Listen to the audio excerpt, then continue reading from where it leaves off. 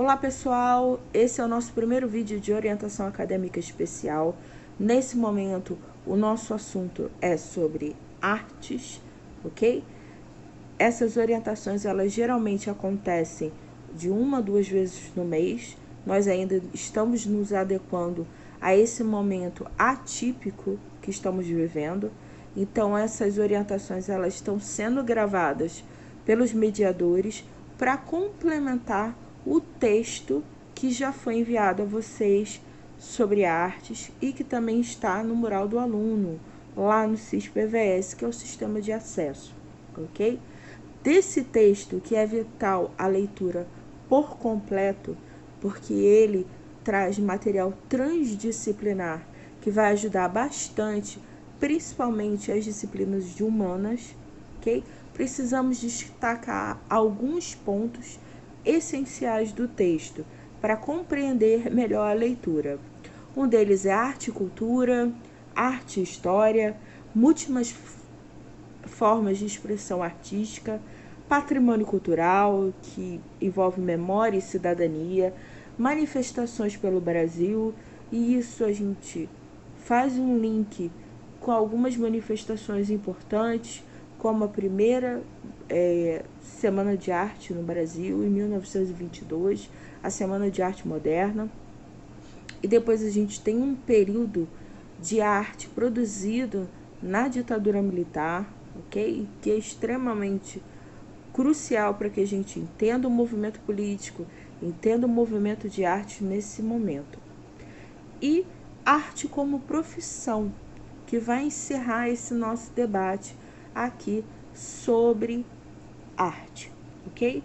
Então, nesse momento, nós vamos falar um pouquinho a respeito da arte em relação a esse momento crítico em que a gente está vivendo, um momento de pandemia, um momento em que a gente está extremamente debilitado, um momento em que a arte ela tem sido essencial para suportar a quarentena, suportar as adversidades, ok?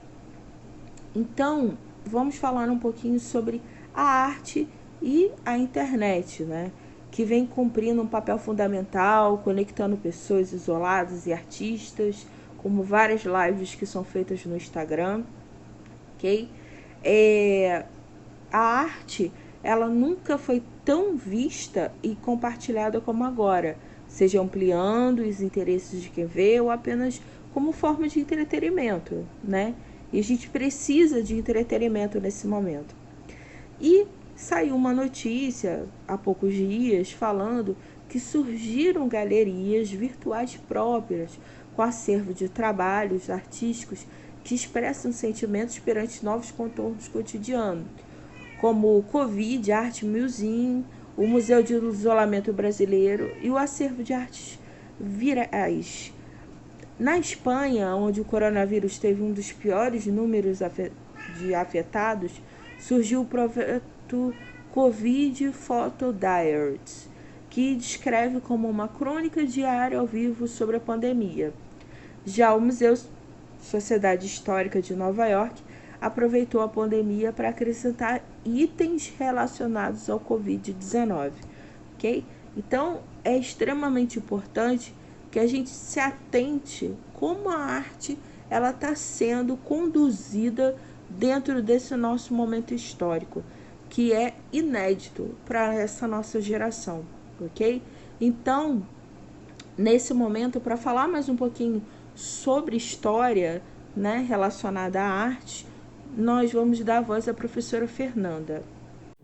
Oi, pessoal, eu sou Fernanda, sou a mediadora de História e eu vou complementar a fala da mediadora Carolina, trazendo alguns aspectos da disciplina de História para que a gente possa refletir sobre esse tema da primeira orientação acadêmica especial, que é o tema das artes, né? A arte é a capacidade humana de manifestação estética, é a capacidade que nós, seres humanos, vivendo em coletividade, temos de expressar as nossas subjetividades e de representar o mundo à nossa volta.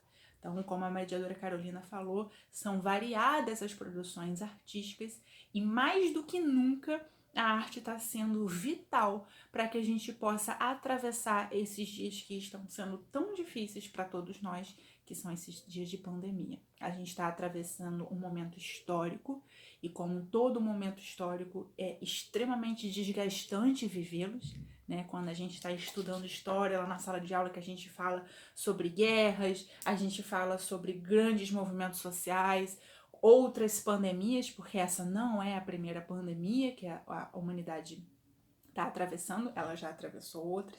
Quando a gente fala desses grandes acontecimentos, às vezes parece uma coisa tão distante, né, da nossa realidade, e agora a gente está vivendo pela primeira vez que é a pandemia e que traz sentimentos tão confusos, né, e a arte entra nesse espaço nos garantindo um pouco mais de otimismo, de tranquilidade e de sanidade mental, né? Se vocês pegarem o texto que foi enviado para vocês, a gente vai se deparar com uma série de conceitos importantes para discutir o tema de arte. Um deles é o conceito de patrimônio. O que é patrimônio? A gente tem uma ideia do que significa. Patrimônio é um conjunto de bens, sejam eles materiais ou imateriais, que carregam um significado ancestral, um significado e uma riqueza cultural para uma dada localidade, para um determinado povo e que tem, consequentemente, um valor para a humanidade como um todo, né? Se a gente for pensar na cidade do Rio de Janeiro, existem alguns patrimônios imateriais e que muitas das vezes a gente desconhece. Vou dar um exemplo: a torcida do Flamengo. Não sei quem de vocês é flamenguista, eu não sou, mas o fato é que a gente não pode negar que é a maior torcida do Brasil e foi considerada patrimônio, assim como as escolas de samba, a Banda de Ipanema, que é um bloco de carnaval tradicional na zona sul do Rio de Janeiro, assim como outros exemplos de patrimônios considerados imateriais, ou seja, eles não são físicos, a gente não pode tocar, e no entanto eles carregam uma história, diversos símbolos que contam um pouco da história de uma cidade, de um povo, de um país. Então, quando a gente está falando de patrimônio, a gente está pensando, né, nesse conjunto de bens, mas nem sempre foi assim. O conceito de patrimônio ele vai começar a ser alargado a partir da Revolução Francesa. A Revolução Francesa ela acontece no século XVIII, em 1789, e até aquele momento o conceito de patrimônio ele estava muito atrelado a grandes eventos, grandes personalidades políticas, grandes monumentos. Como se todas as outras formas de manifestações artísticas, culturais, populares, elas fossem menos importantes, né? Então, a partir do século XVIII, começa a surgir essa nova relação com os símbolos do passado. Consequentemente, é a partir daí que começa a se discutir os meios jurídicos para a conservação desses bens, né? Aqui no Brasil, a gente vai ter só na Constituição de 1988 os mecanismos jurídicos que possam contemplar esse conceito alargado de patrimônio e, consequentemente, garantir a conservação desses bens. Então, a gente vê que é uma discussão que começou lá no século XVIII e, particularmente no Brasil, ela só vai, de fato, entrar na lei em 1988, na chamada Constituição Cidadã. Mas, ao longo do século XX, já acontecem alguns avanços no conceito de patrimônio, avanços no sentido de contemplar no conceito de patrimônio também manifestações culturais, populares, tradições orais, festividades. E isso acontece porque o século XX ele vai ser atravessado por duas guerras mundiais. Então, além dessas duas guerras mundiais, e aí como a gente está vivendo uma pandemia, é importante mencionar também que entre a Primeira Guerra Mundial, que vai de 1914 a 1918, e a Segunda Guerra Mundial, que vai de 1939 a 1945, entre os anos de 1918 até o ano de 1920, a humanidade viveu uma última grande pandemia antes dessa que a gente está vivendo agora, que foi a gripe espanhola. Só aqui no Rio de Janeiro, a gripe espanhola matou cerca de 14 mil pessoas, só na cidade do Rio de Janeiro, numa época em que o Brasil tinha em torno de 30 milhões de habitantes. Atualmente, a gente tem cerca de 210 milhões de habitantes. Então, foi uma perda de proporções gigantescas, né? Uma perda humana de proporções gigantescas.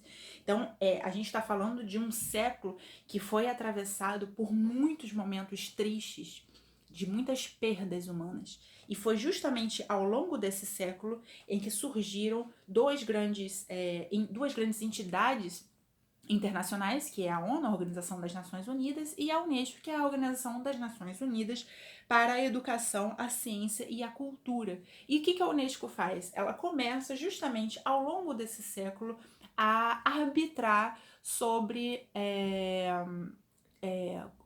mecanismos jurídicos de conservação e manutenção dos patrimônios materiais e imateriais da humanidade. E o século XX ele vai ser extremamente importante para a produção artística e cultural aqui do Brasil. Em 1922, a gente tem a primeira Semana de Arte Moderna, que reúne artistas extremamente importantes, tanto artistas plásticos quanto escritores, poetas. Dentre eles, a Tarsila do Amaral, cujo quadro Abaporu, talvez um dos mais importantes, com certeza vocês já ouviram falar, já viram, uma vez que já apareceu inclusive nas provas passadas do Enem. Então a gente tem um momento extremamente rico e os anos 60, 70 e 80, marcados pela ditadura militar, que vai de 1964 a 1985, também é um momento extremamente rico, mas principalmente no campo da música, né? A gente tem grandes obras desse momento que expressam aquele período de repressão que a sociedade brasileira atravessou. Então, a gente pode aqui salpicar e comentar diversos momentos da nossa história, tanto do presente quanto do passado, que trazem esses exemplos tão ricos de produção artística e cultural.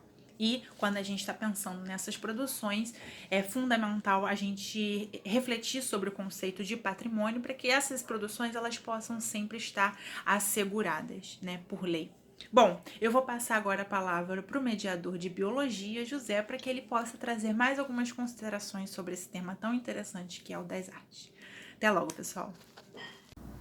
E aí, pessoal, tudo bem?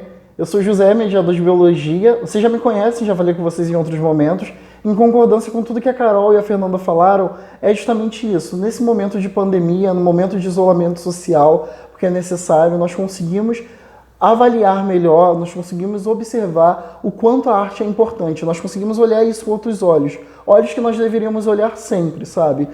Nesse momento, a gente consegue pensar como as diferentes formas de manifestações artísticas, seja em forma de produção de filmes, músicas, elas são extremamente importantes para nós conseguirmos manter a mente trabalhando, conseguirmos continuar nos socializando, e a gente vê essas manifestações artísticas nas redes sociais, em diferentes meios de comunicação também.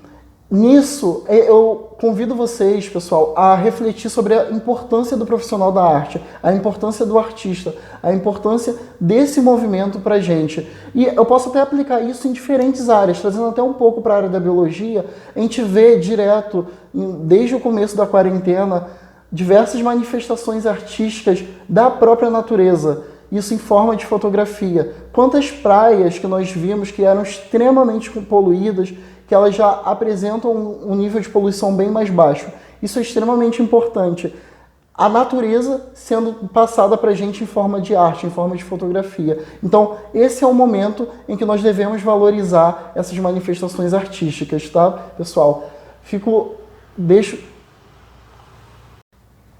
Por isso, nós, da equipe PVS CEDERJ, estamos juntos de vocês. Nós, mediadores, coordenação, direção, nós entendemos a importância desse isolamento social, né? E a importância dessa comunicação que nós estamos tendo, a importância dessas formas de orientação, a importância dessas formas de discussão e debate, mesmo que seja de forma remota, tá bem? Mas nós entendemos também e estamos ansiosos para que possamos voltar à nossa rotina, que possamos ter os nossos encontros presenciais, mas que para isso é importante manter esse isolamento, é importante se manter em casa, manter a quarentena e que logo, logo nós estaremos juntos, tá bom?